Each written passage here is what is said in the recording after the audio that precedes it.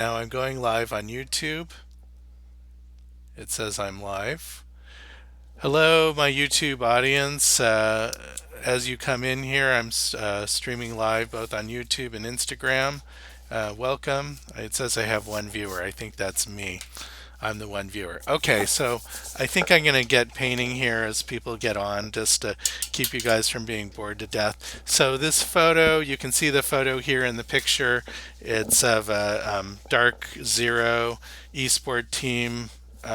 They play Rainbow Siege 6, I think that it's called, or 6 Siege. Now I can't remember. It just shows you that I'm not really a gaming audience. I'm too busy painting portraits, but I should know what it is. And let me see. I have no viewers. I'm pretty sure that it's public this time. I made it public. Okay, maybe someone will come on eventually, and I'll just get to painting and get your questions. Hold on, let me close this thing that's in front. Okay. So what I start doing is I'm just going to take some measurements. This unfortunately the portrait size is larger than my screen size, which is it's a 27-inch screen, so it's a pretty large. Something doesn't look right about this, so I'm going to take a quick measurement and in my screen to make sure. What did I just do? Nope, I didn't. I don't want to do that. Nope. I um, gotta learn my key commands. Why is it doing this? Okay, do that. Hit Command Z. There we go. Okay, so what I want to see is the image size. Yeah, so this is wrong. This has to be um, 82 is the resolution for my monitor, 20 by 30 inches. Okay, so that is the right size. A little bit better. Okay, now I know I'm doing the right size. Now I can start to take some measurements. So the thing I got to be careful of is to make sure that I um, have the scroll bar over all the way, so I'm actually measuring from the edge to the edge. So this is going to be, it's very light. This is where the edge of one side of his face is. I can do the top of his head. I'm just trying to get some landmarks and just need and a little bit of paint on the paintbrush. So from the top, it's right about there. Let's measure again. That's pretty good. Get the other side of his head. Sorry again for the sound. I'm kind of far away from my phone because this picture is so pretty large, and I wanted you guys to be able to see the resource image and the painting at the same time.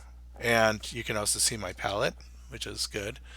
So again, if you have any questions, please feel free to ask them. I think in my YouTube, I must know in here in YouTube. Please, let me see, hold on. Welcome. Please ask any you might have. Thanks. Okay.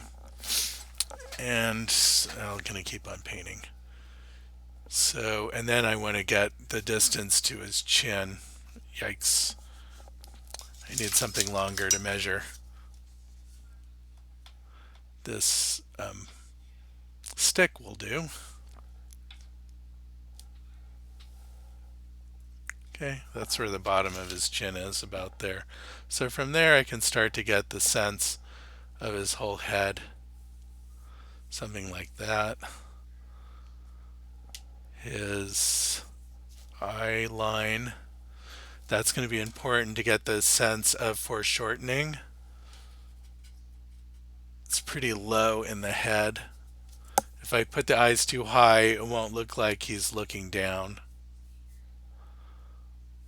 So something like that. Oh, lost a brush hair. Come on. It's a little frustrating. A hair came out of the brush, and then it too much static, and it won't come off the panel. Want a center line for his head.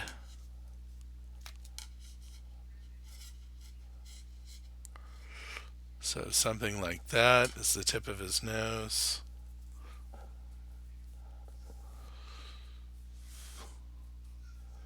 So you can see it already starting to look like this guy.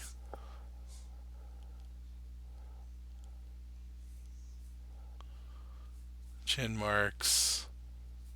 It's got a little bit of a fold in his chin, and then the jersey's there. Okay, um, so that's a good start. I have one person here following me on YouTube. I'm not sure if it was worth it without doing an announcement, but we'll see. Sometimes on the spur of the moment, you can get some people to watch or follow. And I have 4,000 subscribers on YouTube. I just not posting regularly. So if there are notifications going out, it may not be to that many of my subscribers, but what the heck. And his arms come right down to here. Let me see. Got a measurement for underneath his arm. This is in lieu of doing like a whole gridding or tracing. I just rather put down a few marks and then get going from that. It doesn't really take much to figure out where you are in the painting.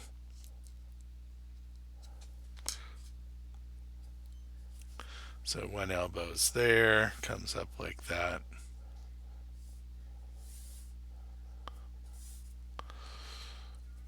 And his shoulder, something like that.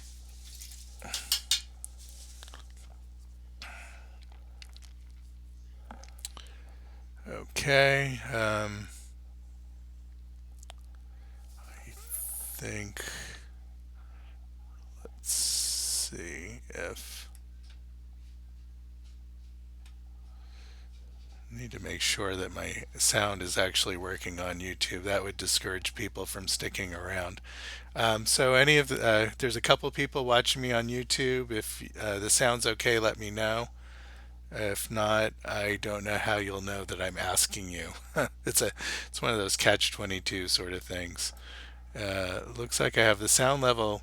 Looks like in the live stream looks good in my OBS software, but it's hard to be sure whether it's working otherwise. So right around here we have the top of his jersey, and then we have just a touch of his leg, and then on the other side, about there, again his jersey sort of folding. Then he has this cord. It's like one of those old telephone cords for his headset.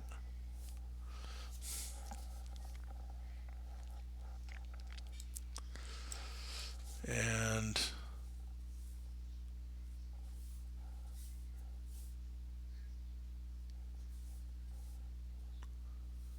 here's his headset, something like this.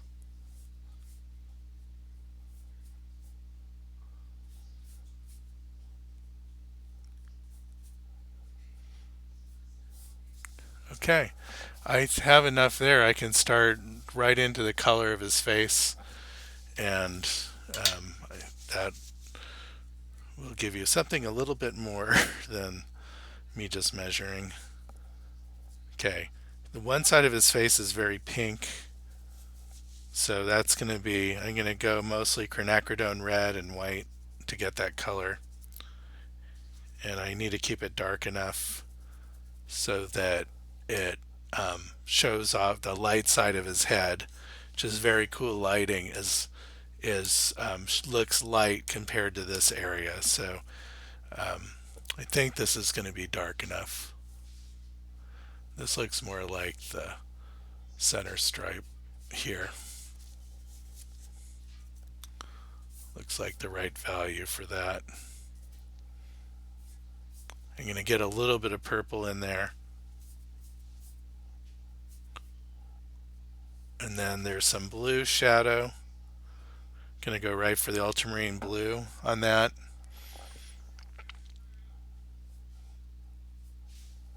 Touch of white. There we go.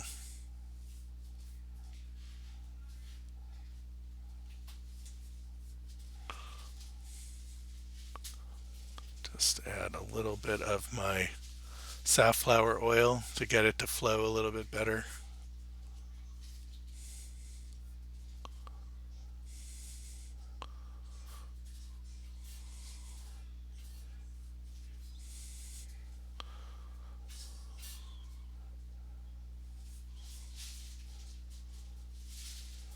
Then he has this kind of another bluish area underneath the eye and a little bit in the cheek. Gonna go a little more purple there.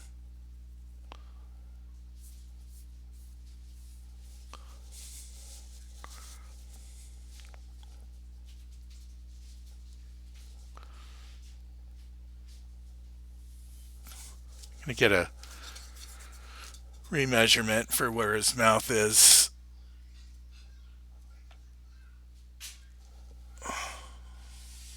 That's pretty close. Close enough for now.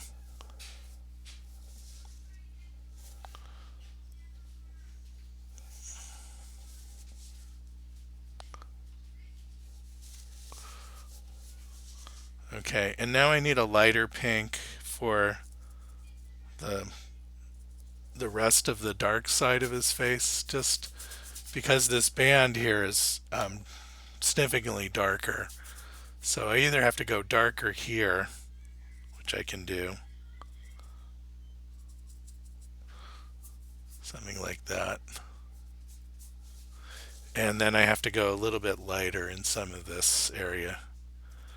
But I should have enough room. There's enough value range that I can still go pretty light in the light side of his face.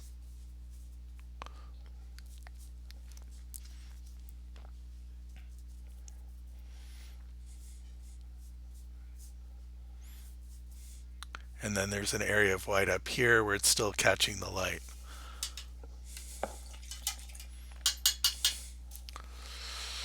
Okay, there's a couple people that requested to be in this video.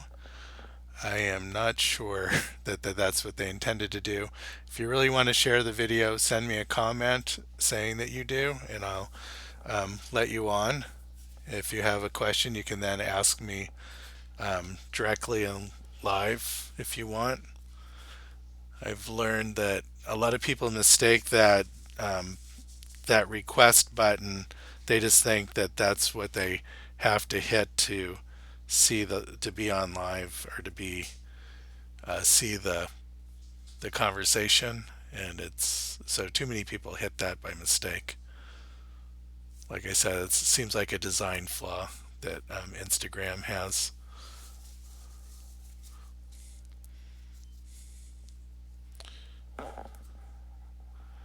Okay, and I have my three people on, maybe just two people.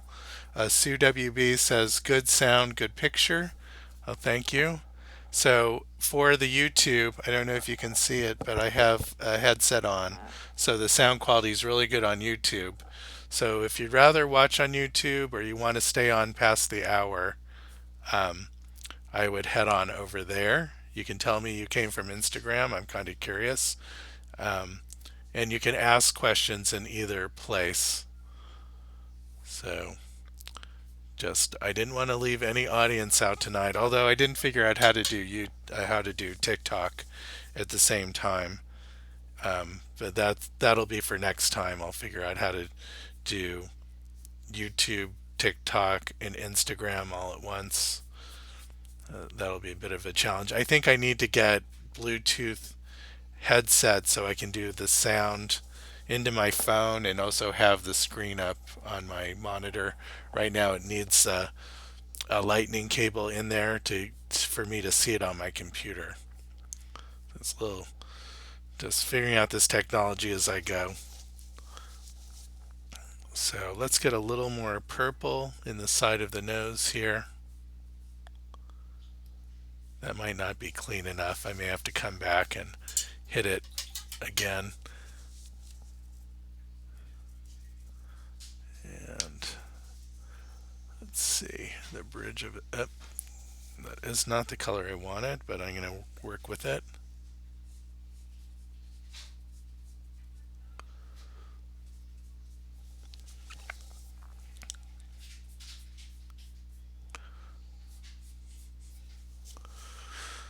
And we need almost a pure red for his eye sockets here. I know I'm going to have to go add a little bit of black to that.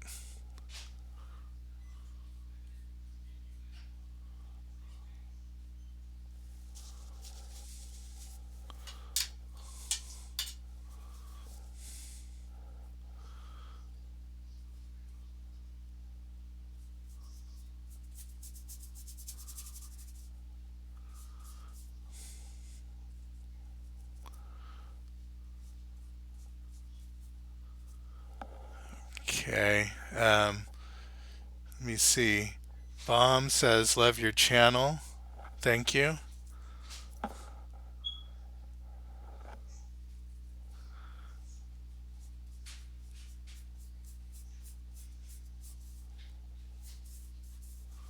I'm going to throw in the reflected light. It's like a very, very light pink along the edge of his face. This is the kind of thing I end up coming back to and repainting it a dozen times before it looks right. I think I've lost the tip of his nose. I think it's around here. Yep, that's right. Yep, that looks about right.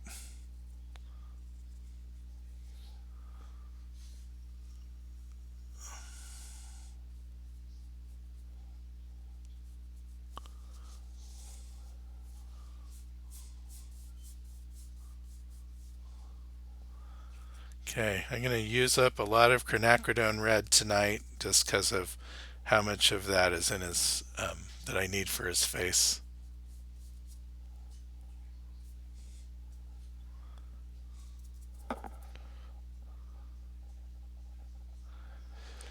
Yeah, so Anna says that's not an easy picture color wise. I mean, it's sort of simple graphic in a way. It doesn't have uh, too much color variation, but the values are very close together. And so I'm just relying at some point on the placement of the form for it to get it to read.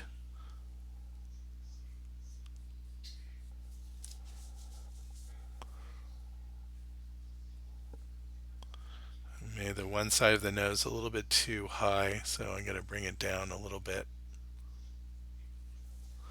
That's what I love about oil paint. It's so forgiving. You can paint it wrong and then you can come back later and fix it. I need some reds that are a little bit warmer here on this cheek is warmer and lighter. One way I can get there is by adding yellow to the quinacridone red, and that will get me lighter quicker without losing the intensity of the color. So something like that. And I'm going to throw some of that in here where it looks like it's gone too cool.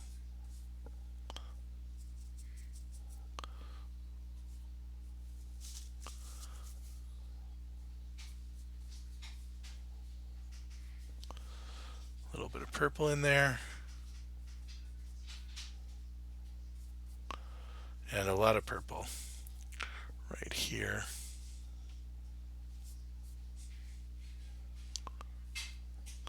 some pure red in that line underneath the chin, actually a little bit lower.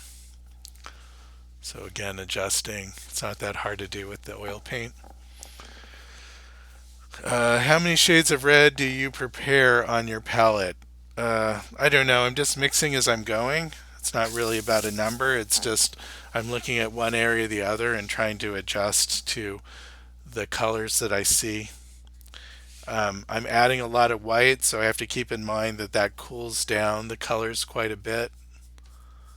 So I have to adjust for that. So I might add more orange or more yellow to get it to be warm enough.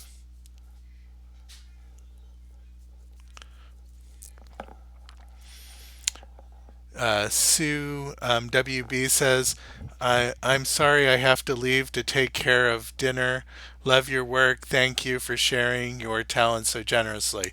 Well, this will be posted live and posted later to YouTube permanently for anyone to go back and watch it later too. So enjoy your dinner, have fun, and um, stay safe.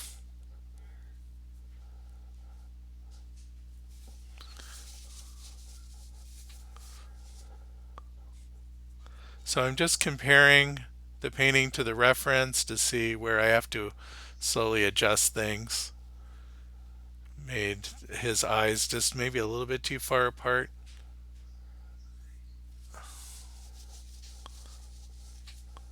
And I need to get a lot more purple in here, right here.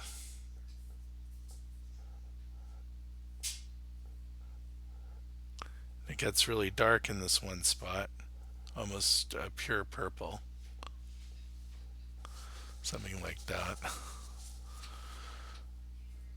Then soften it up a little bit,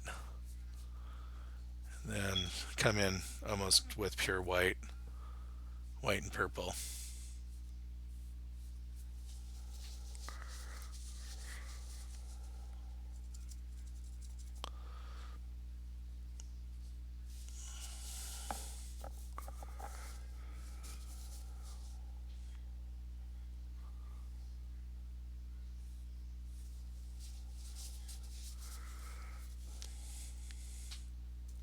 Okay, and then the light side of his face, I'm going to start off with a kind of a dirty white. Then I'll have to clean it up in some spots.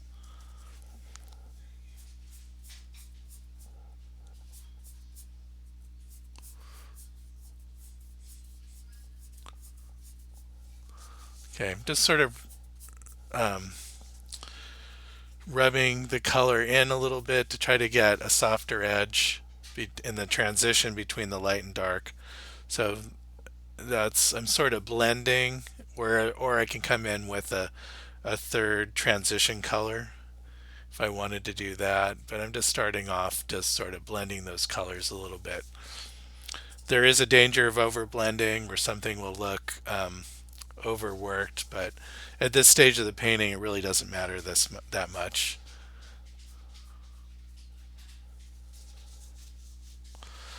Okay, and so the form of his head starting to come out a little bit.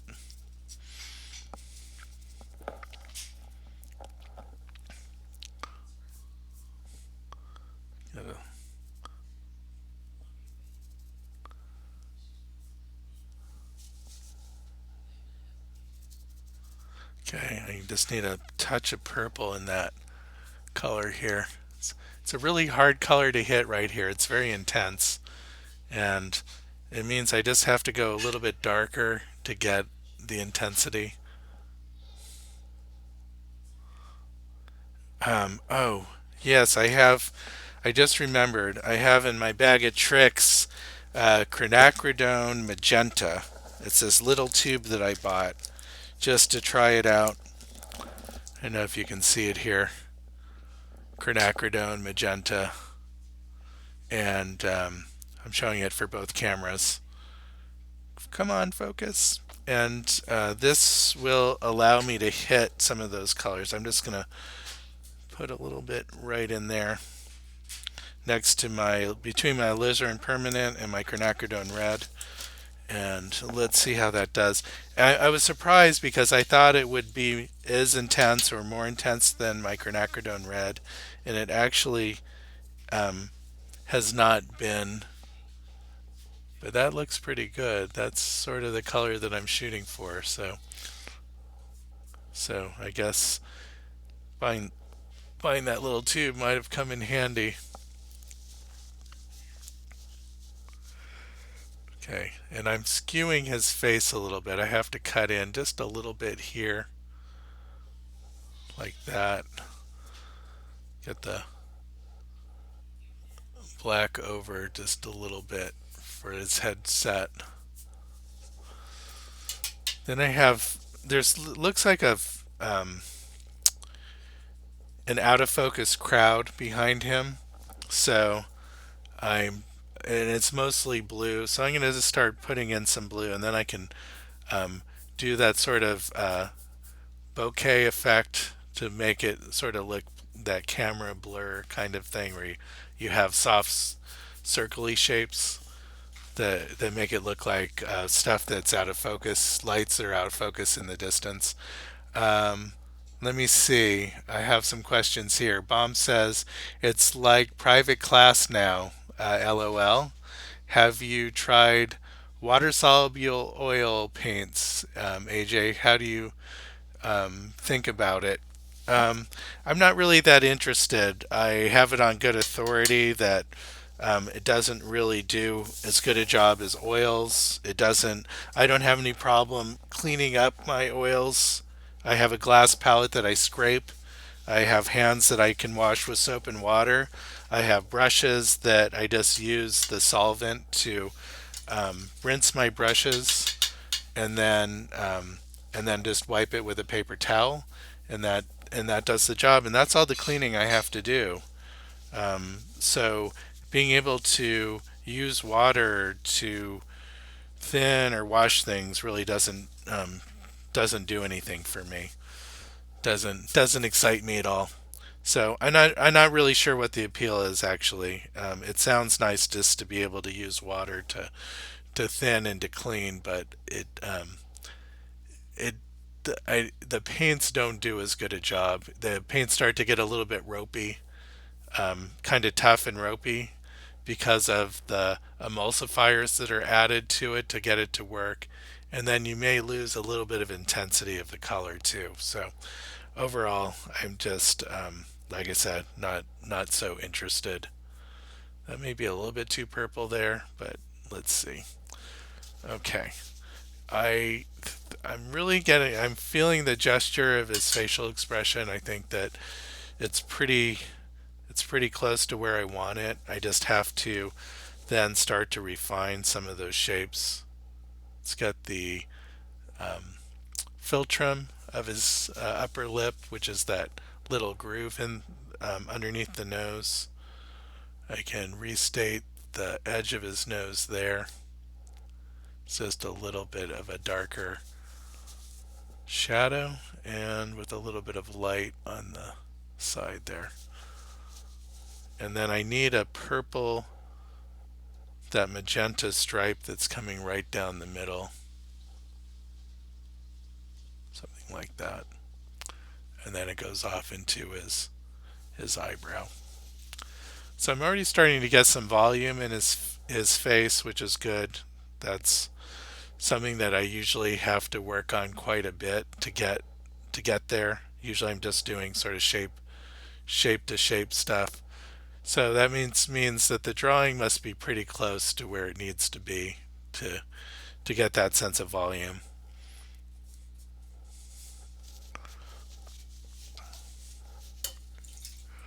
Let's see if I can get that lighter white here.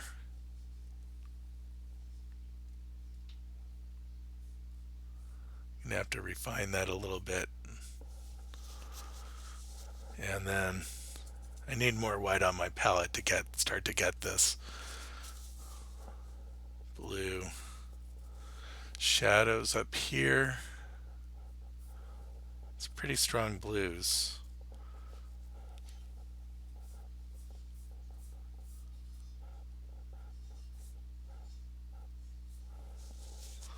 Okay, you have to give me a second to fetch my titanium white here. And let me see if I've missed any questions. You may notice for those on Instagram that there's a little icon at the bottom of your phone that's like two overlapping squares with a question mark in it. If you have a question, that's actually a good place to put the question because then then I don't lose it when people are adding when new people come on or there's someone's waving. It doesn't knock your question out of the screen, and it gives me a little badge so I know that you've asked a question there. And Eren Ereni Ragaheb sent a request to be in your live video. If you That may have been an accident. It's really easy. A lot of people hit that on accident, thinking that it just gets you into the discussion. If you wanted to be on my live video, just let me know, and I'll let me know in the comment, and I'll put you on. Otherwise, I'll just ignore those. Okay, and on YouTube, I have two people watching. Woohoo! So usually when I announce it, I'll get as many as 40, 50 people on. Since I didn't announce it beforehand, my just sort of did this on the spur of the moment. I got two people. So those announcements, now I know those announcements really make a big difference. And usually it's people coming over from Instagram. And like I said, you can hear the sound a lot better on YouTube if you can go to my YouTube channel, which is at AJ Alper is the channel name. If you want to jump from Instagram to your YouTube app and find me. Um, and I'm not sure when I started, maybe about a half hour ago. So on Instagram, it will cut me off at the hour, so maybe close to 11 o'clock Eastern time. And then if I'm still painting, I'll just restart a new live on Instagram and like that. So watch however you want, whatever's the easiest, the best for you. I, I don't particularly care either way. You're welcome to ask questions um, from either live stream. Okay, he's got about, let's do a quick measurement here from the chin to the arm. Yeah, is about down to here. That was a measurement easier for me to get wrong. And then his hand is coming in here, and then his arm is just tucked into his other arm there. Okay. Let me see. Bomb says it's Saturday morning here in SEA time zone. So, what country are you in? Southeast Asia? No, I don't know what SEA is. Southeast Asia? My knowledgeable son is shaking his head. So, yeah. So it's already Saturday there. So you might be in India. I'm not sure where that is exactly, or some other country nearby.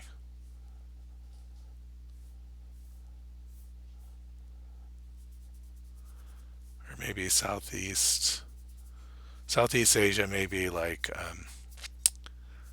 Indonesia or something like that. I don't know.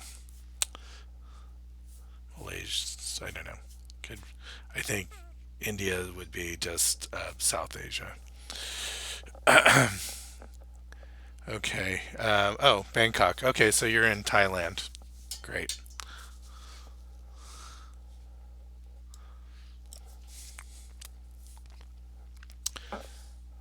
And let me see. We have Paula, who's in Brazil. Welcome from Brazil. I love that it's so international. That here I am quarantined in my house, and I can hang out with people from all over the world at the same time. It's pretty neat. This distance is feeling kind of short here. I don't know if that's because his shoulder needs to be higher, probably, or I'm not getting the sense of perspective yet. Let's get a nice light blue here for his shirt, lighter.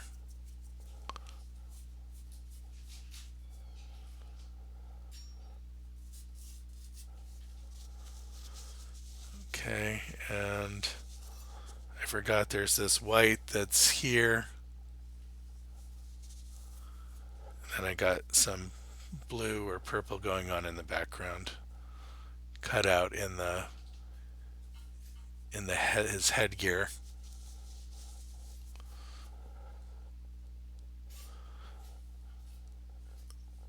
Eventually, I'll get those lights light enough. Oh yeah, and I was going to put more white right here in his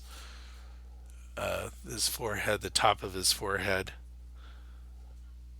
It's almost going to pure white in some spots. If I can get the paint to be clean enough. And then similar strong light on the ridge of his eyebrow. And that tucks in, sort of folds in into his eye, um, around the edge of his eye. Okay, and I got Anita, who's here from Chile. Saludos desde Chile. And yes, and Bomb says you're right that Bangkok is in Thailand. That's good. I learned something in high school, geography.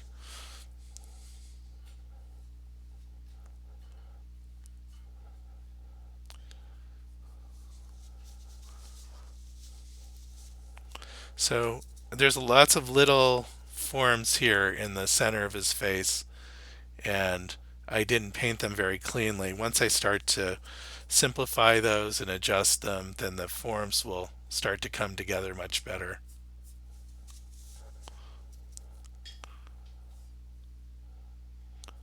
And my sons keep on cooking food, and it's making me hungry. So I'm smelling an everything bagel, freshly toasted, with some cream cheese.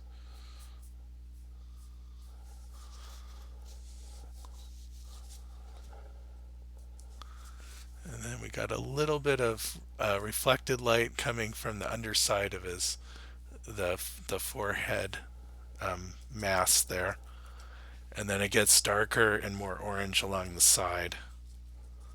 So let's see if I can get that color to color right, something like that. If I really want to get the form of his forehead, I have to get these value changes in.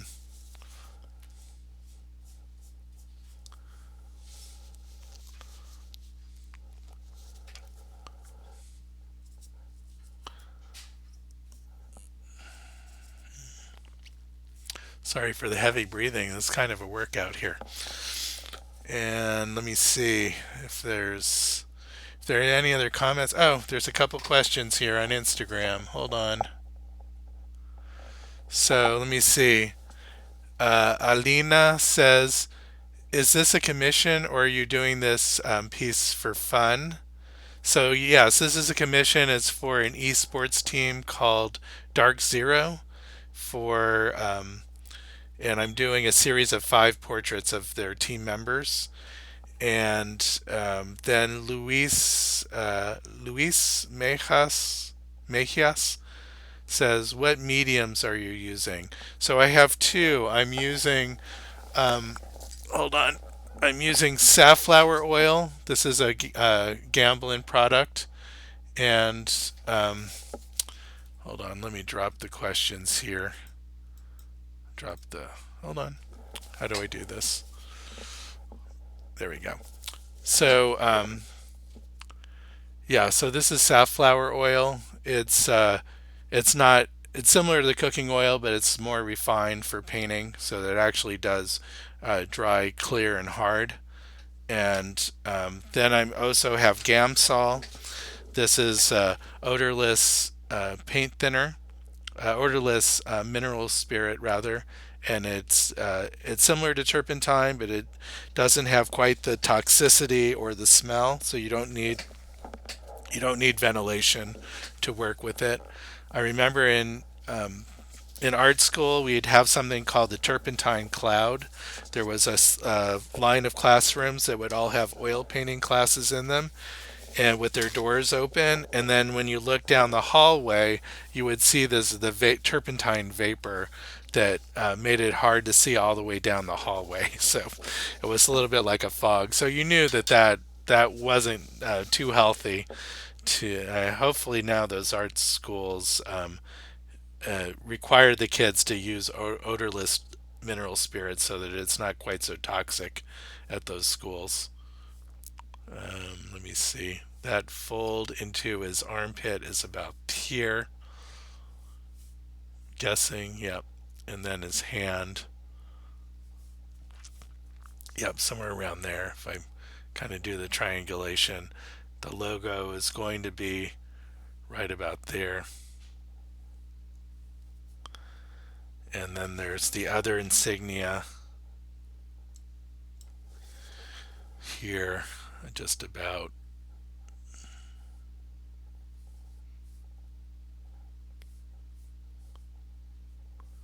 Something like that. I can come back and hit it, put color around it, and then hit it a few times with white, and to get it looking right.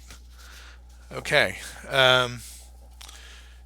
What paint is this? So I use Gamblin Artist Color. It's their artist grade paints, which is their highest quality. Um, for example, here's a tube. This is a 150 milliliter tube. This is quinacridone red. They also have a student grade line of paints, which is called 1980, which is similar to the Winsor Newton line of Winton color. So Winsor Newton has a professional grade paints and the student grade paints, and there's not as much pigment in the student grade paints, and they use a bit more filler in the paint to offset the fact that they're not putting as much pigment, so it's not completely oily. And say got me. Cesar Chango. There we go. Um, is oil painting? Yes, it's with oils. And so no new questions on YouTube. That's fine. And no new questions at the moment on Instagram. So I'm going to keep on working on his face a little bit. I'm going to move that over so you guys can see his face in the camera. Obviously, you're seeing it at a slightly different angle than the painting, so I can look at both of them more straight on and see if I'm in the right place. It's a little bit hard for you guys to know that, but eventually you'll see it when I post it to my account.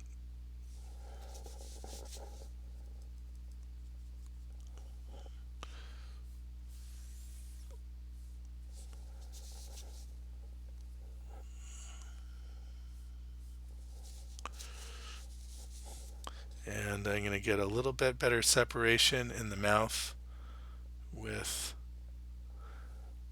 a dark red.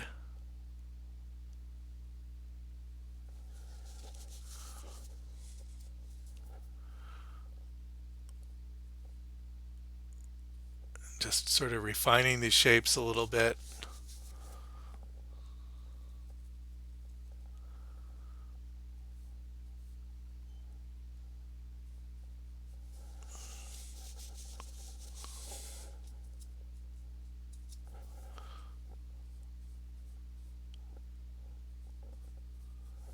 And whether there's a transition between the light and the shadow, there tends to be a hit of brighter color.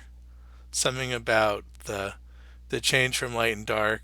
There's the ability for colors. There's the right value range where colors seem more intense. And so I try to look for those as I paint those transitions. So there's a little bit more lighter red along this edge here. And that helps our brain also see it as a shadow because it recognizes that transition that it's seen so often.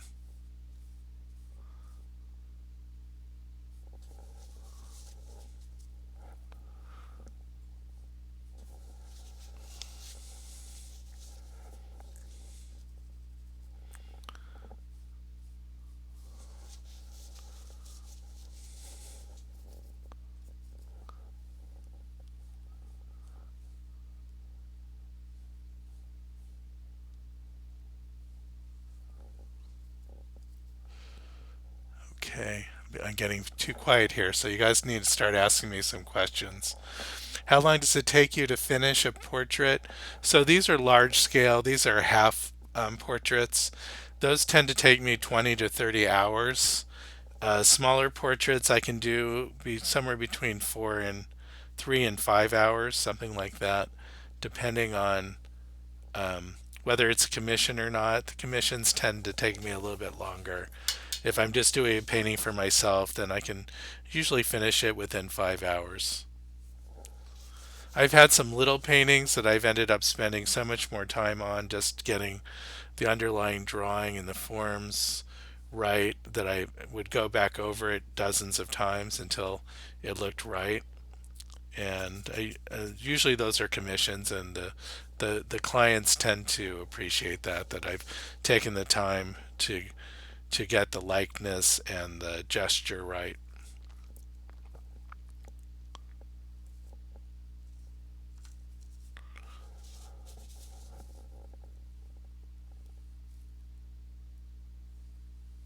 Trying to make sure I get the shape of his chin right and that I don't give him quite so much of a double chin. He is looking down, which is accentuating the folds in his neck.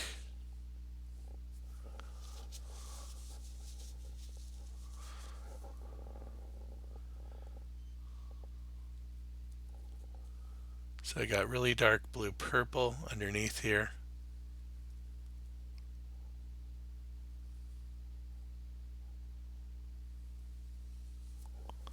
Something like that. And then this side just stops.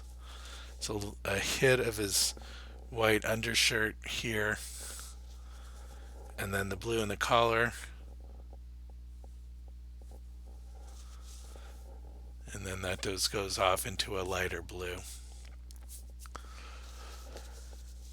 Okay, let's see how far off I am.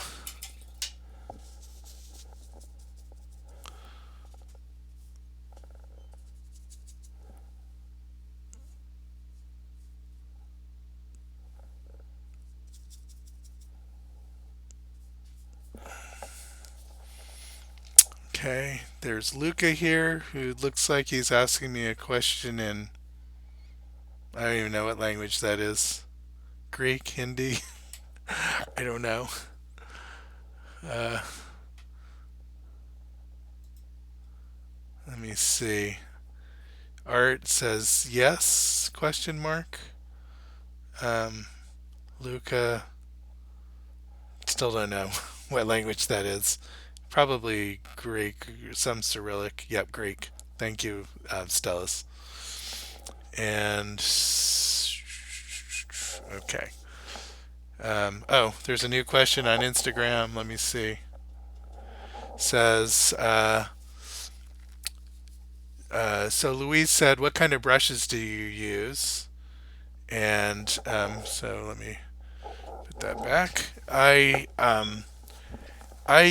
I like brushes that have Taklon, which is a synthetic fiber. Um, they're a little bit on the softer side, but for the way I paint alla prima on panel, um, I like the control that it gives me, and so I've been a little bit more focused on buying brushes that have that synthetic hair because I just like the way it works. I'm not willing to spend the $50 to $100 on sable brushes. I just think that's too much money for a brush, and the synthetic hairs seem to do just fine. Some of the higher end brush manufacturers use synthetic hair too, and they seem to think it's okay. Plus, it's more humane. You're not killing animals just to make a paintbrush. Um, Mink, it's usually mink, or what's the other animals, or sometimes squirrel.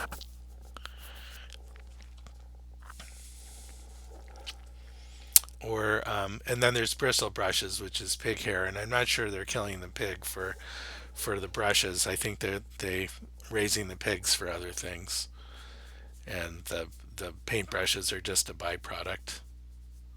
This brush seems to be losing its fibers tonight. It's probably because this is about the seventh painting that I've done with the same brush, and I'm doing most of the painting with one brush, so it can be forgiven if I've rinsed and cleaned the brush hairs right out of it. Um, so Nicole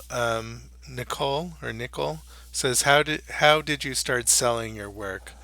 So I've been painting for about 30 years, and over that time, I've had gallery shows. I've done illustration work for magazines.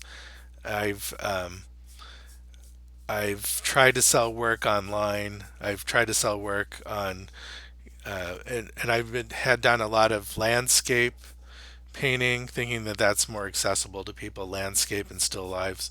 Portraits, I really struggled with portraits for a long time. Just didn't think I was very good at it. And at some point, I just decided that I it's what I wanted to do. I and I didn't worry about whether I could sell the work or not. It's just what I wanted to do. And so I stopped thinking about it in terms of trying to make pieces to sell, and I just decided to make pieces that I wanted to paint. Fairly simple sketches from photo references. I just was interested in doing portrait sketches. Nothing, no story, no genre, no um, trying to do stylized work. This was just doing studies from photos and however I naturally paint, trying to match the photo. So, in a way, kind of a copy, but bringing in my own sensibility to it. And I did that for a couple years, a few years. And I thought, well, maybe I should try to monetize this somehow. So, I was trying to get my audience on YouTube big enough, maybe to monetize. And so I am monetizing now. I make $16 a month for my YouTube channel. So it's a lot of work just to get $16 a month. And I thought, well, maybe I could sell prints of my work. So I opened up an Etsy shop, and uh, the Etsy shop, I didn't sell very many prints, and it wasn't until I put a custom portrait item in my Etsy shop that I started to sell portraits off of Etsy. And so since then, I've sold maybe um, probably about 50 portrait commissions from Etsy over the last 2 years. So pretty decent. And some off directly from Instagram. And now I'm on TikTok too.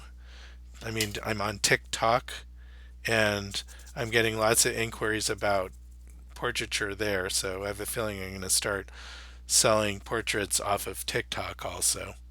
We'll see. I have gotten lots of inquiries, but no bites yet. So if I get a bigger brush, I can knock out a lot of this light blue in his shirt pretty quickly. Um, no, that's the wrong color.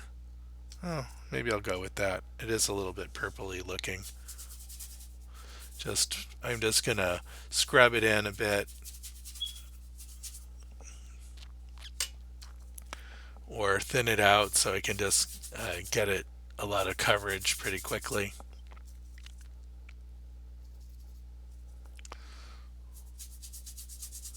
Just trying to get the overall sense of it, and then I can come back and refine the shapes a little bit better.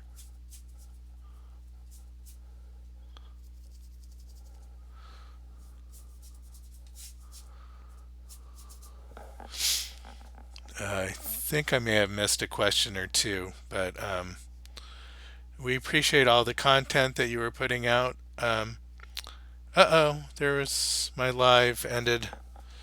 Share my story. Share to story. And I'm going to go live again. So my Instagram thing ended, so I'm going to start a new live on Instagram. And those people that are on there will have to come back. That's what happens after an hour. I'm going to have to talk to Instagram about that and see if they can fix it so I can do my live Instagrams for longer than an hour, because it takes longer than an hour to do these paintings. And I had quite a few people on there before it cut me off. I only have two people. I have Bomb and I have Sue here watching me on. Well, I think Sue left. It may be just Bomb and me.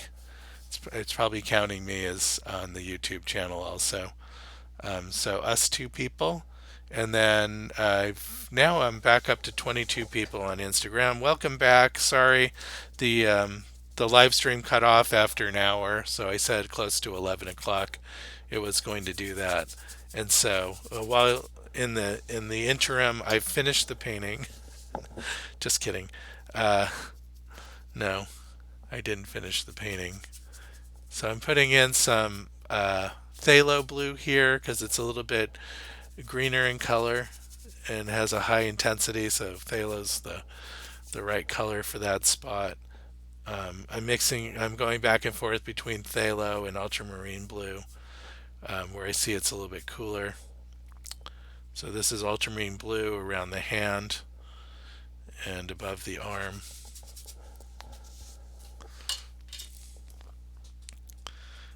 And maybe some phthalo blue here. So I'm really beating up this brush tonight. I shouldn't be scrubbing it quite so vigorously. It's not really designed to do that. So I'm losing all kinds of brush hair in the process. And just like pure purple here, dioxazine purple. Too late for me, but thanks for the demo, says Scholar Art. Okay, you're probably in the East Coast somewhere. Um, Sent a request. So Mary Kim sent a request to be in my video. I don't think you meant to, um, but if you want to, send me a comment telling me that you want to join me, and I'll let you join. Um, but most people usually hit that button on accident, not realizing what it is. Okay, and if I paint quick enough, I can have this whole thing done tonight, but I don't know. It took me about 20 hours to do the previous one in this commission, 20 to 30 hours, and the one before that about 25 hours. So I'm figuring it's about 25 hours of painting of this series that I'm doing for the esports team Dark Zero, which they play the sport Zero. Sorry, Rainbow Siege 6. And let me see if there was questions here or not. No questions so far. Lenore says, hi, just saw you were on. Okay. So, I actually have 5 people on YouTube now. Welcome. If you have any questions, I'd be happy to answer them. And I'm just going to keep on painting here as I have been doing. Really need to get in here with one of my even bigger brushes.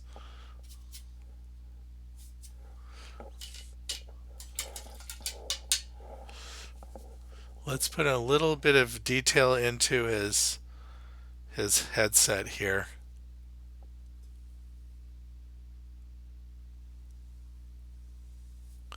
Just like that. Put the center mark somewhere around here. He has got these cutouts on either side.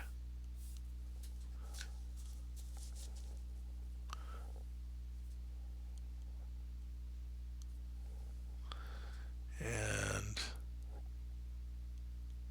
then we just have the very top of his head poking out here. Just need to do a light pink for that. Okay, that looks pretty good. So I'm going to focus a little bit on the transitions of his face so those corners really start to be more convincing and the form turns better in space. Sorry if you have a hard time hearing me on the Instagram live. I don't have a microphone. I'm just talking right into the phone, which is a bit behind me, and so it may not be picking up the sound that well.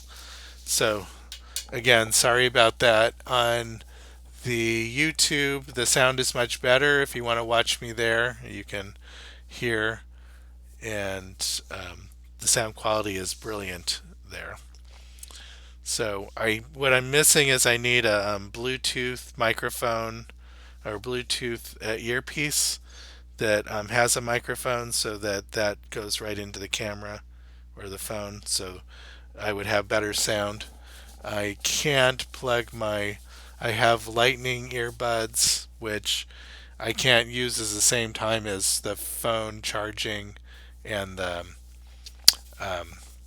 and I also have a mirror version of the phone on my computer monitor so I can read your questions.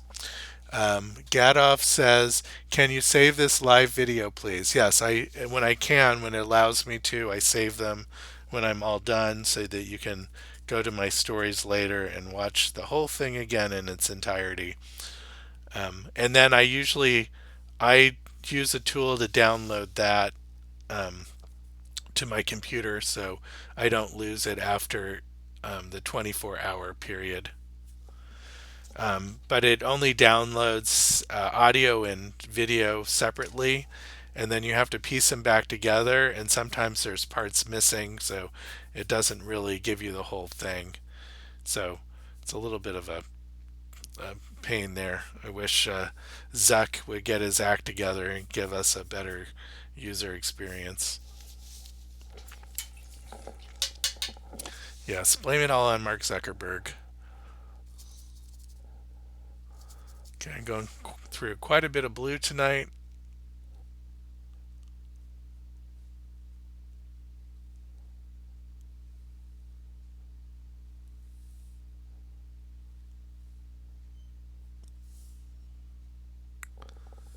Just getting that negative shape side of his arm. That's really intense color that I put in there, and I can knock it back a bit later. Bomb says, "Thank you for sharing your knowledge, AJ. I have to go. We'll come back to catch up later. Have a good evening." Well, thank you for joining us, Bomb, and have a uh, have a good late afternoon in Bangkok. Guess it's late afternoon. I forget what you said. Um, if it was morning or afternoon. Hmm. Don't remember what time you said it was. Anyway, have a good night. I have another question here on Instagram. Let me see. Oh, wrong thing. The question is, how often do you go live? That's from Luis. I've been going live much more often, maybe a couple, 2 or 3 times a week now, either on TikTok, Instagram, or YouTube, just as a way of helping people get through this crisis, if you want to call it that, and uh, give you sort of a greater sense of community. When you get on live with people, it just feels more like you've socialized, that you've had real contact with people, as opposed to just watching posted videos. And so I'm trying to do that just to be a good neighbor. So I'm not being so careful about my values now. I'm just trying to fill in some of these larger areas just to get a sense of the form, the composition, and the value structure, so I can see what it is that I'm doing. Okay, and then the logo is here. Not going to go crazy at this point. I'm just trying to get its general position.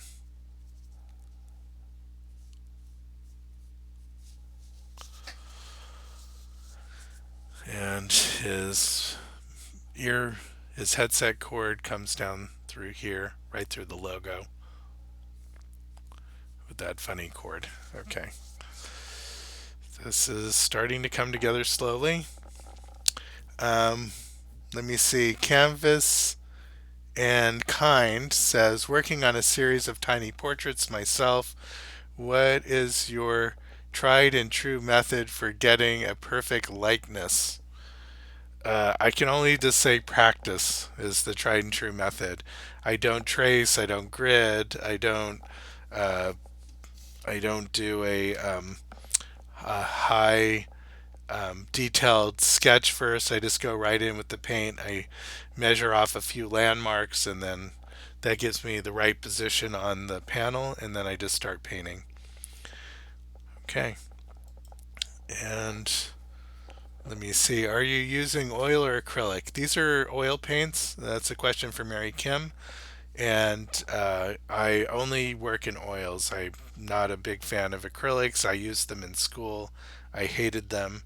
I had to use them to keep my grades up, but after I got out of art school, I have not touched acrylics again and have never looked back. I love oils so much.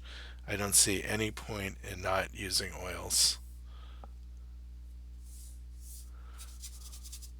And no one can tell me that acrylics are just as good, because they're not. And I'm just I'm going to go to my grave with that one. No one can talk me out of it.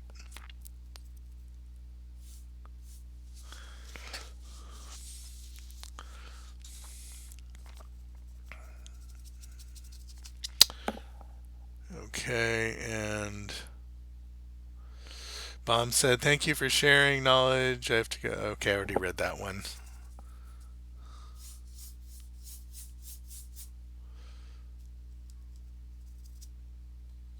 This needs to be more like a tint of orange in his arm there. Don't think I can get quite the intensity that's in the photograph.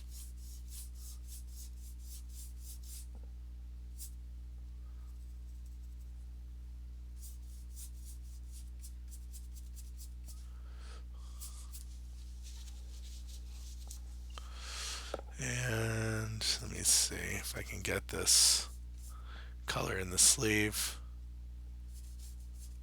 Something like that. Not too bad.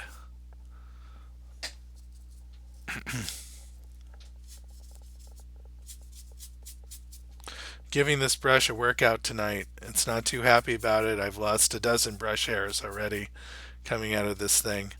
It's a brush that I bought for $2.50, and it's paid for itself um, dozens of times already. I've lost some hair though in this painting, so I have to get those out of there. And now they're sticking in the paint in my palette. So it might be the end of this brush. We'll see.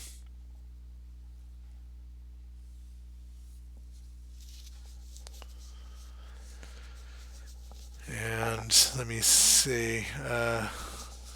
Then the top side of his arm is sort of a creamy white. Let's just put a touch of yellow in there. Yep, that's the right color.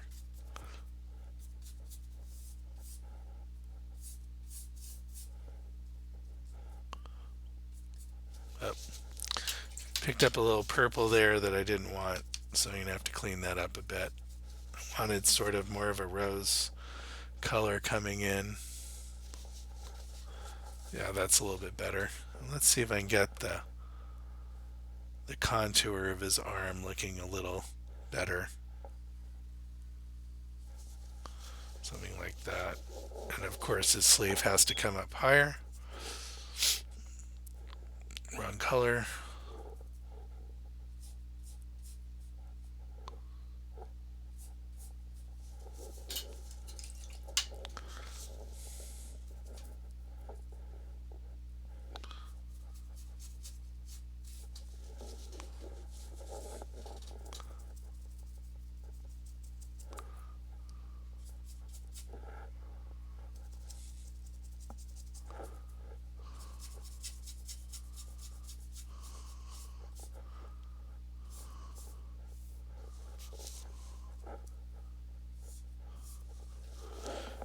Okay, see if I missed any questions. Um, I have been looking at references for realistic portraits and figure, but afraid of copyright issues. Do you know of any photographers on its on Instagram that will allow me to use their photos? So, and who is it that asked that question? Let me see. That was Ty. Um, and so I use an app called Sketchy, SKTCHY, and on that app, people put their photos to um, for artists to paint them, and so that only works on iPhones. So if you don't have an iPhone, that's a little tricky. So what I did on my Instagram account is if you go to my highlights, there's something called my muses, and if you click on that or you swipe up, then that links to a Google Gallery that I've made that is a collection of my favorite photos from the Sketchy app and a few other places. And there's 1,000 photos in there that you can use that are copyright free, um, and and people have been using those for my 100-day portrait challenge. There's a couple people that have almost done exclusively photos from that library that I created, and it's I've already gone through the Sketchy app and picked out those 1,000 that I really liked, or ones that I've done paintings from, and so they're really good quality compared to the general photos that you would find on the Sketchy app. So I've already done a lot of the curating for you in a way, and so it's much easier to find ones that will inspire you. Anyway, that's hopefully that helps. Um, Paulus says if you stop painting, then when you come back, um, you change some things. How you deal with dry paint? So, good question, Paula. So the paint will stay wet for 2 or 3 days, and then it starts to harden up. And I really haven't had any problem painting over dried um, paint or wet paint. I just start working on it again. And some people will use either retouch varnish, or they'll paint in small areas at a time if it's a larger painting or they know it's going to take them more time. I'm sorry, I'm trying to get the brush hair. This brush is starting to shed, so I just been pulling on it a little bit too hard, and so the hairs are now starting to come out. But what I was saying is that I know some people that will re-oil their paintings, re-wet their paintings with one manner or another, or they'll paint in small areas, so they're always painting an area that the paint is wet on wet. And I don't worry about it too much. Though sometimes when you paint over an area too many times it's dried, you'll get some texture from the underlying paint, and it doesn't look quite as fresh and clean. And so that does bother me, but if you come back in with thicker and thicker paint, sometimes it does mask those underlying textures. And especially if you're using a bigger brush, then it just looks a lot cleaner. So kind of overcompensate for the fact that some of the paint is dried already. Anyway, hopefully that answers your question. And let me see. Uh, Okay, so I answered Ty's question with the photos. That's right. I lost track of whose question I answered. So Paula.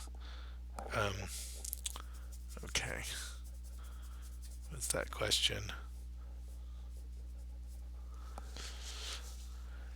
Okay, let's complete this. Or should I probably should work on the face a little bit more since we're here live, and then I can do the jersey later. That's not quite as interesting. So dipping into my quinacridone magenta to get some of this color in the forehead.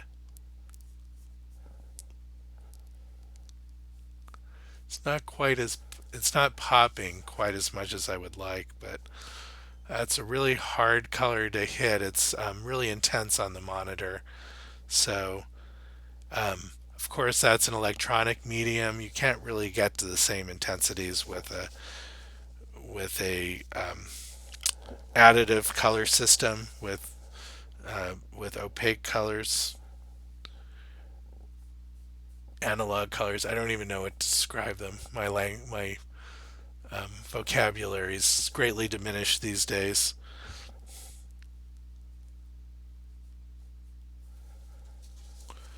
Something like that. I got some oranges coming in over here.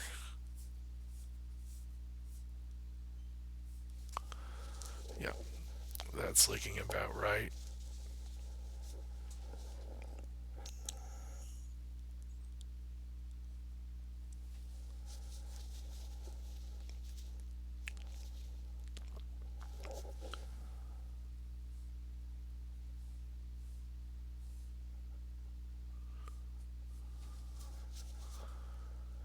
Let's come in a little bit with some thicker white there to really get that form to come forward.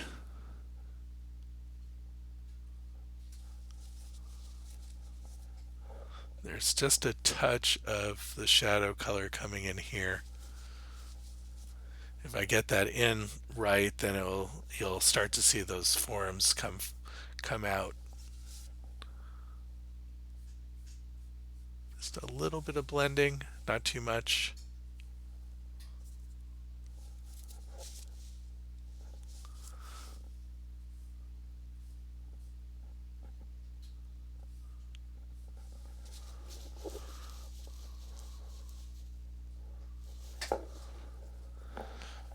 Okay, and I see another question from Q Liam. Says, you always try to paint the colors that you see on the reference, or you try to adapt them to please a composition. I first I go with what I see to begin with, because there's an underlying logic that's in the photo or the reference itself, and I want to make sure that I get that first. Sometimes I'll change the color, but more towards the end of the painting if it feels like it needs something. Sometimes some strong accent colors will help it, or sometimes it's knocking back some stronger colors more towards a gray to get it to look right. I'm just using the fact that this brush is so beat up. I don't know if you can really see it, but it's helping me make some of these serrated marks here that in the shadows. I think that I've totally killed this brush, and I may pull out my another pack of brushes soon. Just been really rough with it tonight.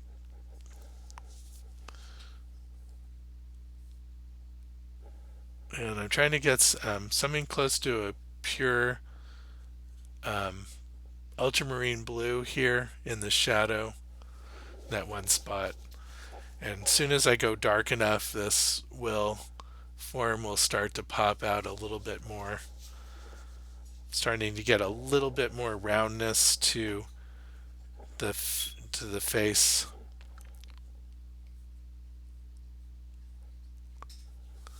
Yep, that's looking better. Let's get some of the orange that's in the light here.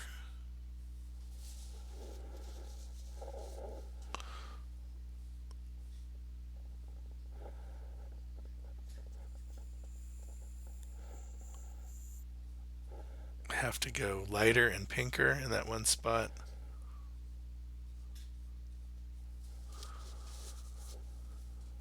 It's the right color in the wrong spot. Okay. Purple here, go darker and more purple.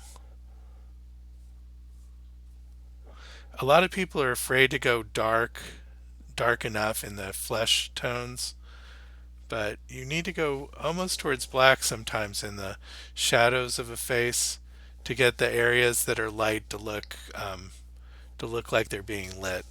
So you really need that contrast of colors. I find a lot of people don't aren't willing to put enough black or dark transparent color on their brush to get those darks because they think of flesh tones as being a light, something that's light, but in shadow, flesh tones can often be close to black or black. Okay, that's really close to what I want there. I'm going to trim his nose a little bit and put move the upper lip up slightly.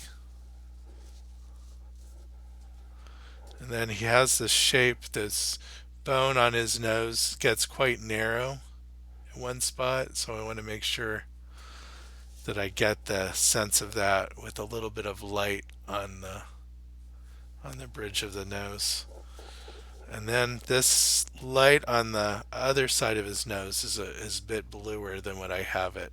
So I'm just gonna take down the value a little bit. Yep, that looks a little bit better.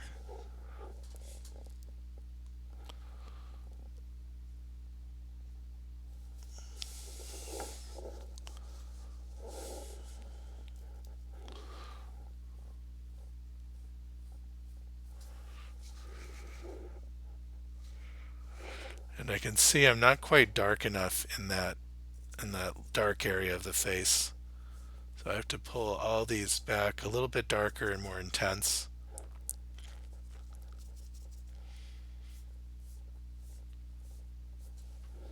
I think that's better. Same here.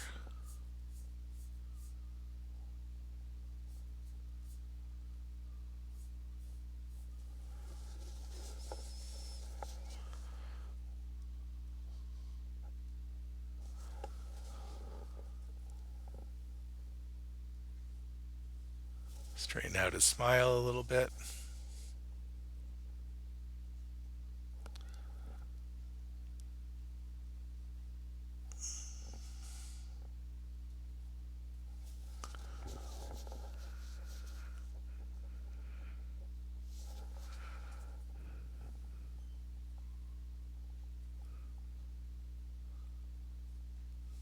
Then I'm getting the corner of his mouth, and then a little bit of hit the top of his chin.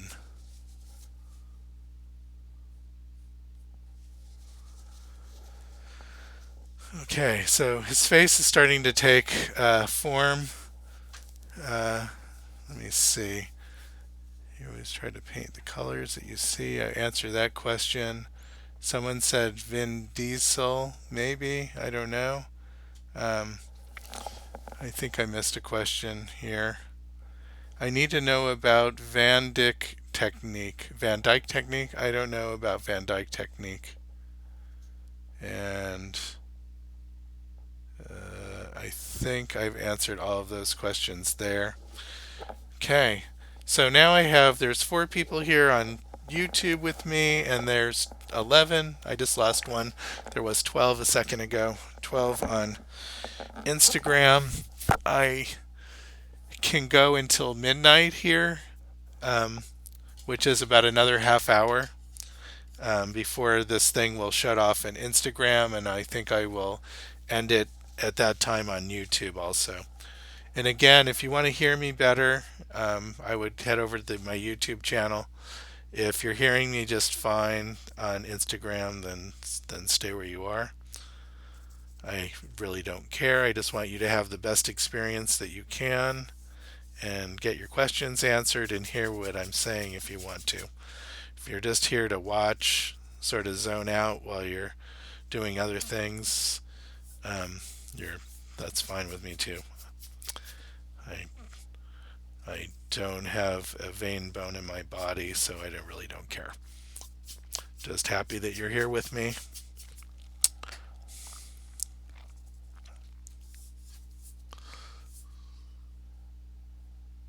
So this area is all going to be dark, all the white that we see now. So slowly and surely, I'm going to get that covered over. Let me see if I can find. Oh, is this the brush I used the other night? I have this really cheap brush that I got at Michael's. Again, this is white Taklon fiber, but it's really good for doing large areas. As soon as I can get some of the stray hairs out of it, and I'm going to clean the area of my palette so I can get a much larger pool of color, and I'm going to make this photo smaller so that I can see it better. Oh, I think I went too small.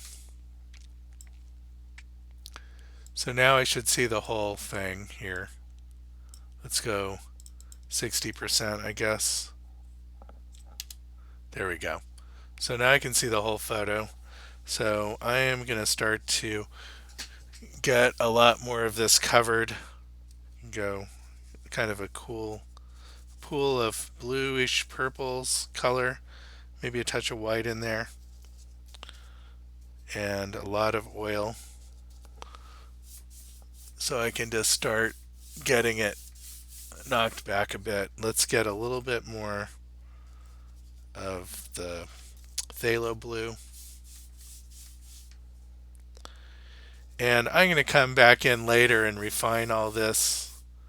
I just need to knock it back so I can see what I'm doing in terms of color and value.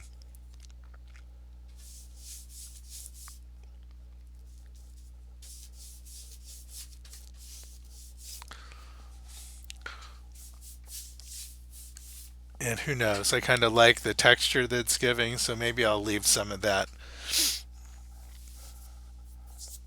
Let's see if I scroll up. Okay. No new no new questions on Instagram. That's okay.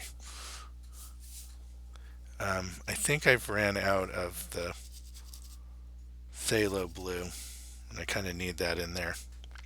So, time to reach into that bag of tricks. See what I got. And here's the phthalo blue. I was real lucky tonight. Usually I have to dig around in there for a while. I'm going to put quite a bit on my palette just because it's using a lot of blue tonight.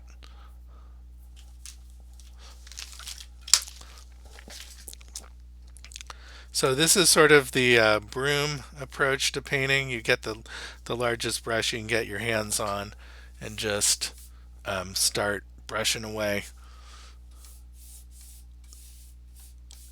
This will speed up the painting quite a bit because otherwise I'll be going with a small brush trying to fill out these large areas and it would take me forever. Got a lot of purple going there.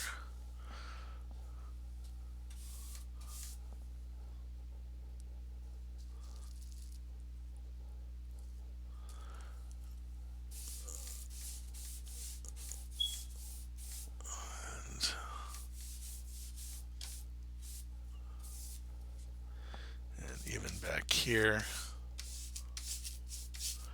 And then I'm going to do the same thing with his jersey here.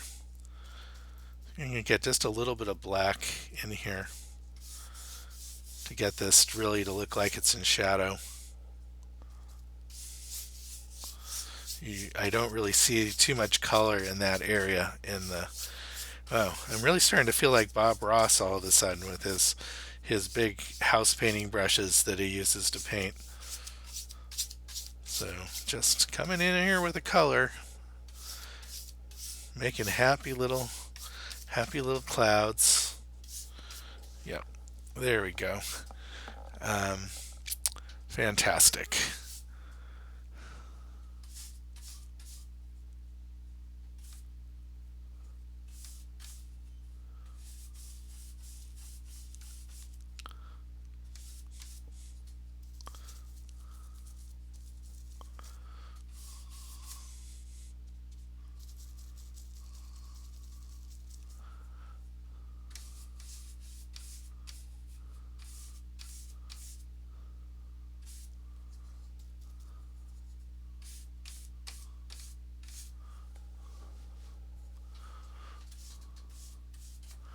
Got a little bit too much black in on the brush to get some of those bright colors there, so I do have to like clean up again.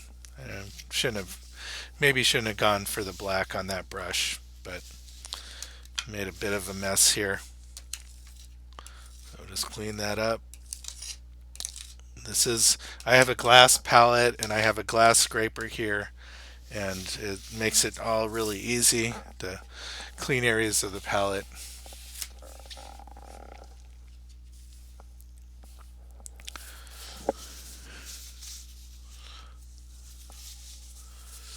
Okay, got a bit of red in here. I probably should switch to my smaller brush. I mean, it's a large brush, but now it feels really small compared to the other one. So I can get a little bit more precise with the colors here.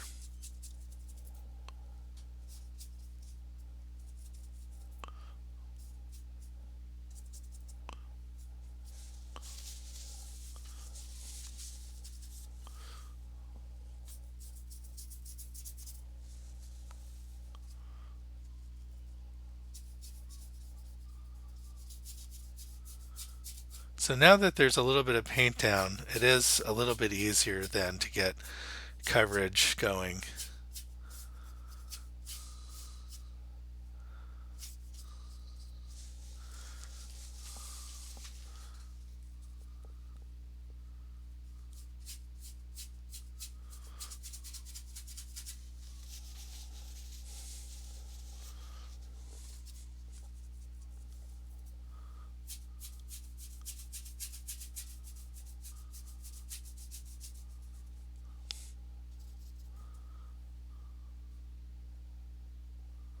Really move the shadow over a bit more.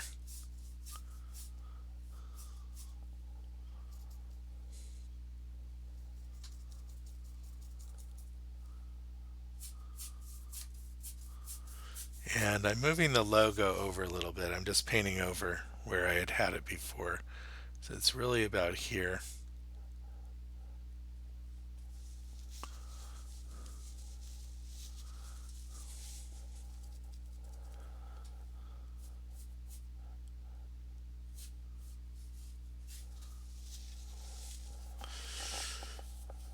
Okay.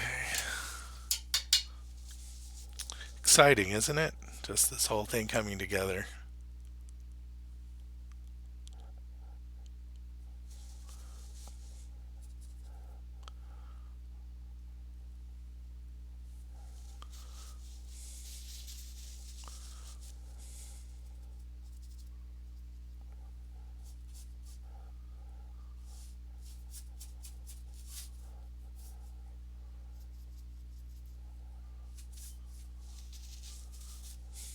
Clean off the brush. I got getting a little bit of white coming into this shadow, so I have to clean that up a bit.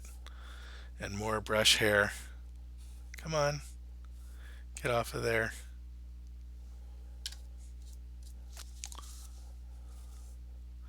I think I need a tweezers or something to get some of these.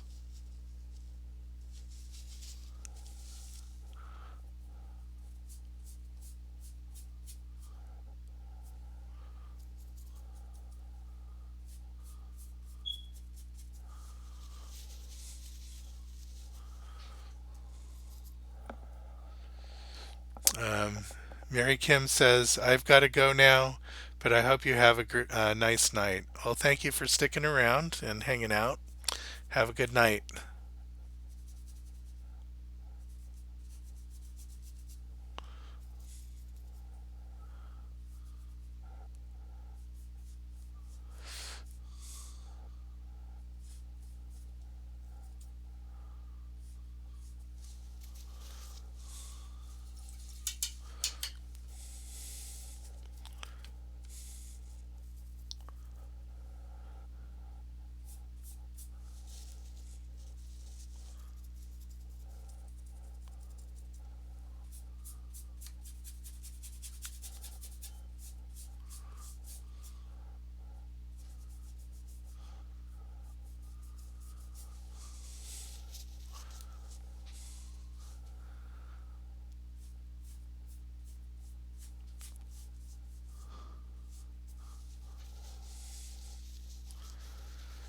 Okay, so this thing is starting to take shape slowly,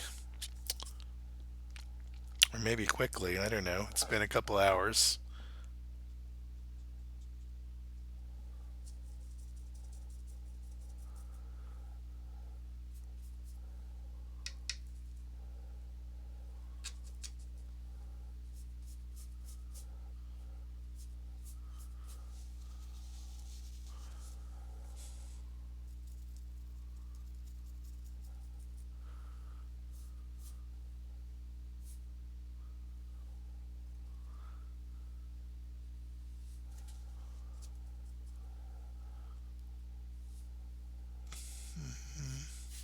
So feel free to ask me any questions if you want. Let me see. Culium asked a question. Um, what is your advice for a beginner that don't understand color theory yet? Just practice is enough to help. So there's lots of color information, I would say, on YouTube and on Instagram. I would go to a site. See who's best for color. Uh, so there's a little bit of color information on Proco, which is a YouTube channel, but he's more focused on anatomy and drawing and the basics of drawing and not so much painting. Um, gosh, color. I do give a little bit of color information on mine, but not a whole lot. I will have more on my oil painting class course that portrait and oil course for beginners that I'll be coming out with at the end of the year. It was supposed to be produced last month, but all the filming got canceled because of the coronavirus. So had a whole trip planned to go to Madrid to do the filming, and that didn't happen.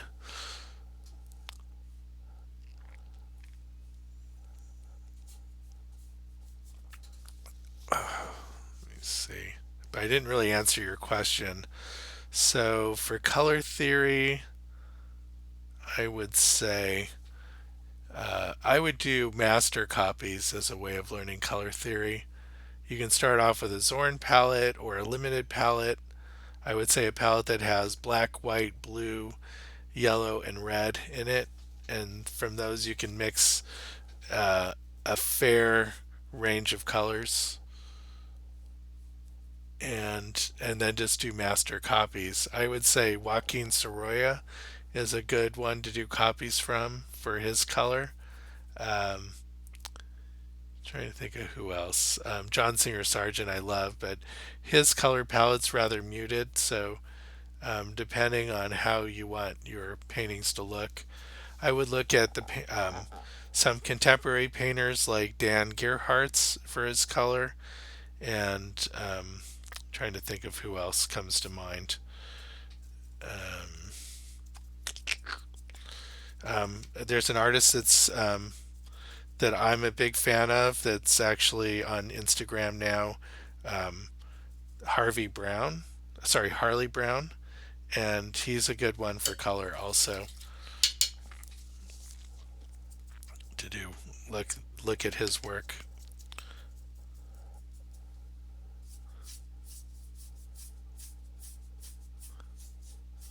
But at the end of the day, color isn't quite as important as value structure, meaning how light and dark, how you treat your shadows and your lights, and then you can apply some different ideas of color on top of that, and you can bring to it what you want. You can separate warms and cools from shadow and light and shadow, or you can do it a completely different way. You can just try.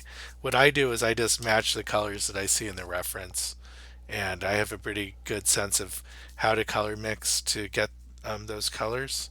So I don't really think about color that much in terms of color theory. Although I know a fair amount of color theory, I'm just really doing a lot of color mixing. I don't know if that really answered your question, but I'm going to stick with that.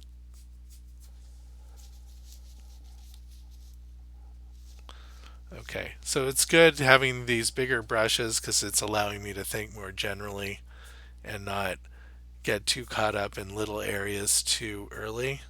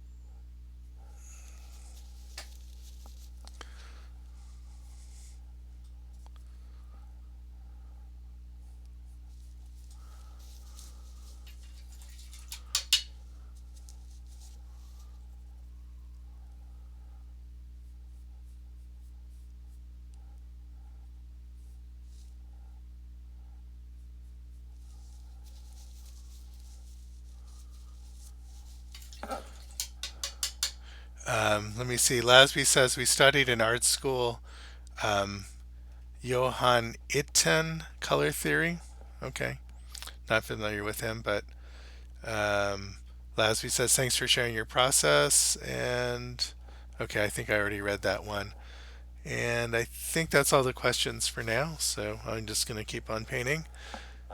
Got about 10 minutes left on my Instagram clock. So if I cut out at some point, that just means that my time ran out.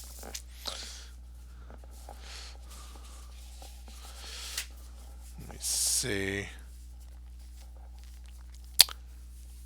Yeah, so I still have 4 people on with me on YouTube and 15 on Instagram.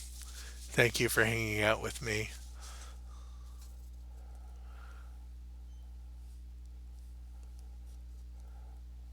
I think these are pads that are underneath his head strap. A little bit of foam in there to make it more comfortable. It's little ripple marks in the material of the plastic. I'll get that a little more accurate at some point.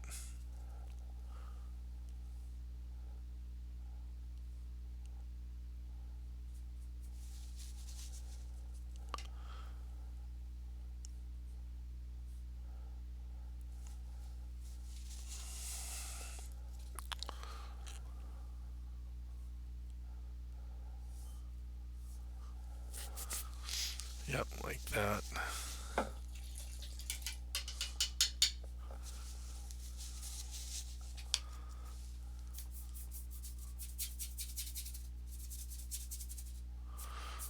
Just covering over some of this white of the panel where it's too distracting for me to see the colors and values.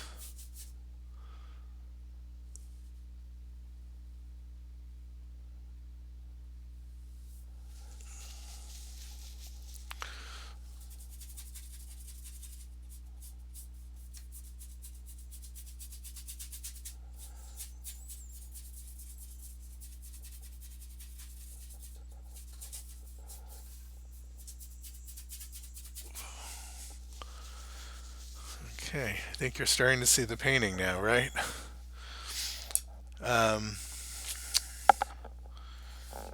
let's see. Ty says, "Is water soluble oil a good transition from acrylic to oil paint?" I couldn't recommend it.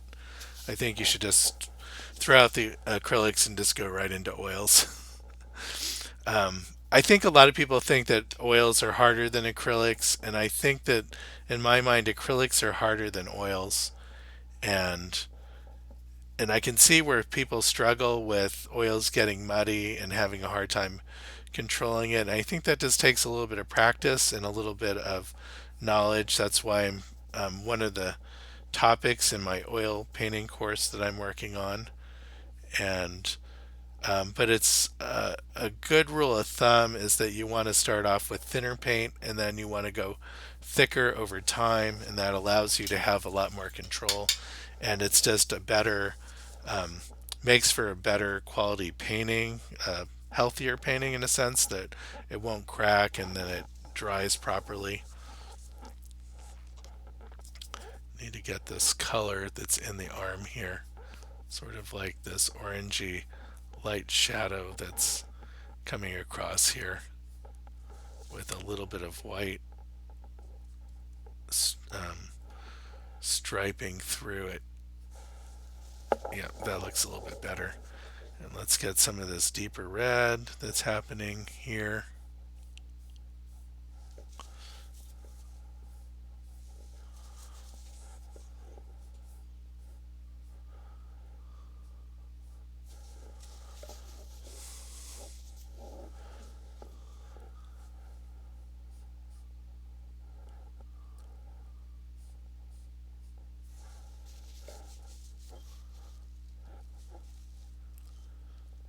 Okay, I think that's a pretty good start for this thing, considering it's 2 hours of painting.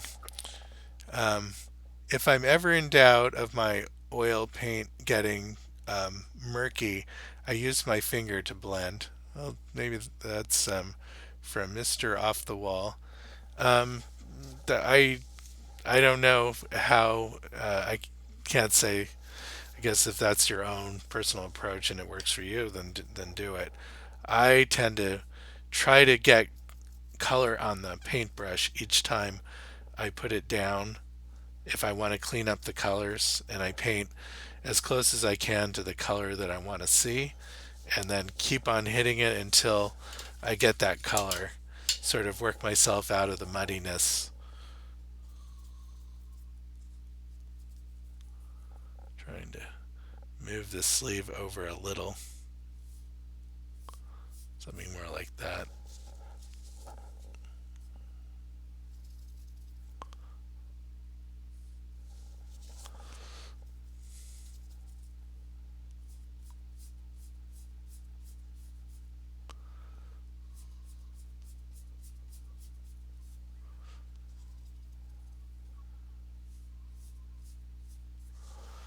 Okay, that's the sleeve.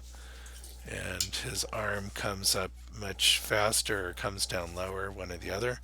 So I'm going to have to do some measuring here, if you bear with me. Open Sesame. There we go. So I can measure from the bottom of my photo to underside of his arm, and that puts his arm down here. So that seems about right, that I need to come down lower. Hard part is to overcome all that purple that I've already put down and get kind of that bright orange color. Yeah, I made it a little hard on myself here. Yeah, that's not too far off from where I need it. I just need to be able to clean that up a bit. And then the same here, he needs a little more wrist, painted a little bit too small.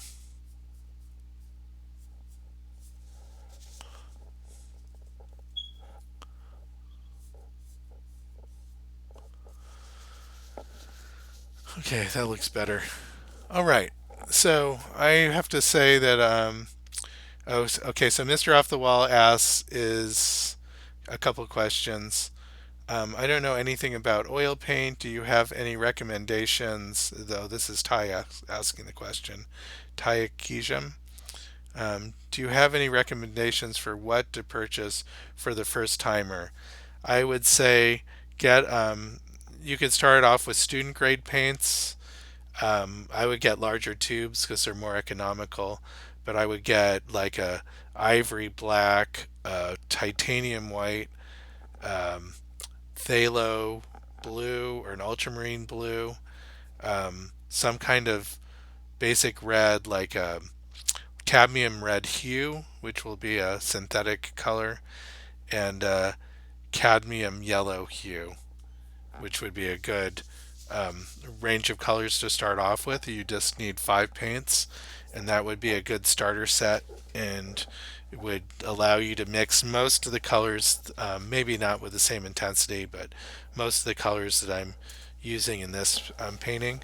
And then Mr. Off the Wall asked if this is a commission, and it's yes, it's a set of five portraits that I'm doing for the esports team Dark Zero, and all this 20 by 30-inch size.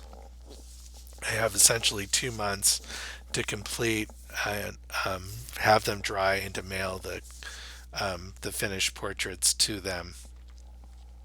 So I'm on track. I'm still on schedule, which I'm happy about. And I have a full-time job during the day, so I am only working on these at night and on the weekends. Okay, so at any minute, this whole thing is going to cut out, I would say in the next 5 to 10 minutes. So if the screen goes blank, that's what happened. And at that point, I'm just going to call it a night. If you have any more last minute questions, um, please ask them now and then I can get to them. Otherwise, I this thing will end before you have had the chance. And so Dana Bariao says, "Thank you so much for generously sharing your time and expertise." Oh, you're welcome. Thank you. And Ty also says, "Thank you so much for your answers." You're welcome. Luckily tonight I'm able to do a little bit of multitasking. Sorry about the poor sound quality. I'm have the phone like 2 or 3 feet behind me, and it's just on the phone microphone, and I'm sure that the sound isn't great, but I've been trying to talk fairly loud, so you can. It sounds like I'm probably talking to you from across the room, but hopefully it's good enough that you can hear my answers. And Skate and Paint says, "Would you ever quit your day job to?" Oh, I missed the beginning of that question. Ever quit your day job to do painting full time? Maybe in about 5 years, I'm thinking about it, but not yet. Right now, I have the freedom to paint whatever I want, however I want, whenever I want, except for when I'm working, of course. And I really like that, and I don't have to worry about trying to put my kids through college um, with just painting. I do web development work, and that's a nice steady paycheck, and that gets the kids to school and I'm happy about that, pays the mortgage, etc. And but in 5 years, if we'll see how this goes, I might think about it. And let me see. And Mr. Off the Wall says, "Nice." Oops, I lost the bottom of his question. Um, Nice. Glad you're making commission money as well as full time work. I work full time as well, and I'm glad to see a fellow artist using their free time to make beautiful works. Well, thank you. And Ty says, "Do you mix paint with any paint thinners?" Yes, I have Gamsol and I have safflower oil, and those are the two products. The Gamsol is the odorless mineral spirit, and it's better for you than turpentine, but don't drink it. Um, and Mr. Off the Wall says, "Sound quality is pretty decent, actually. I hear you just fine on my screen." And Art of the Giant says, "How big is the monitor? Great idea. Sound is good." The monitor is a 27-inch monitor. It's an Acer monitor that swivels. So during the day at work, I can turn it horizontal. And for these big portraits, I can get most of this one to fit in the monitor at full scale. And but usually I'm working on 11 by 14 or 12 by 16 size, and it fits within the full size of the monitor. And Teresa says, let me see, how big is your monitor? Great idea, sounds good. Teresa says, thumbs up. And Mr. Off the Wall, haha, don't drink it. Yes, no, don't drink it, please. It's less toxic than turpentine, but don't drink it. Um, yeah, call a poison center if you do happen to get some in your mouth. And Teresa says, smiley face. And I have two questions here quickly. Oh, I missed it. Sorry.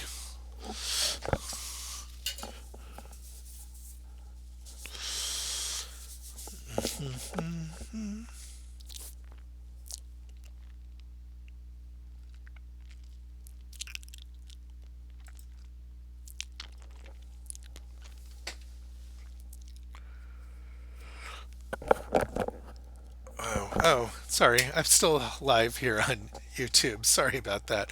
I got so distracted that my stream ended on Instagram. Let me see if there's any questions I might have missed. What is your advice for the beginning painter that doesn't understand color theory? So I answered that one already. I have four guys here. I'm just going to say goodnight to you now. If you're not, if a subscriber of mine, please subscribe now. I insist, and hit the notification bell to make sure that you get notified if I ever post new posts to YouTube or go live, then you would be notified immediately. If you don't hit that notification bell, then you're leaving it up to YouTube to decide whether you want to see my live video or not. So that's why it's important to hit that bell as well as subscribing to my channel. Thank you all for joining me, and have a great, great, great night. And I don't even know what's okay. I'm not sure what's going on my phone there, but yes, have a great night, and I'll be up live again sometime soon.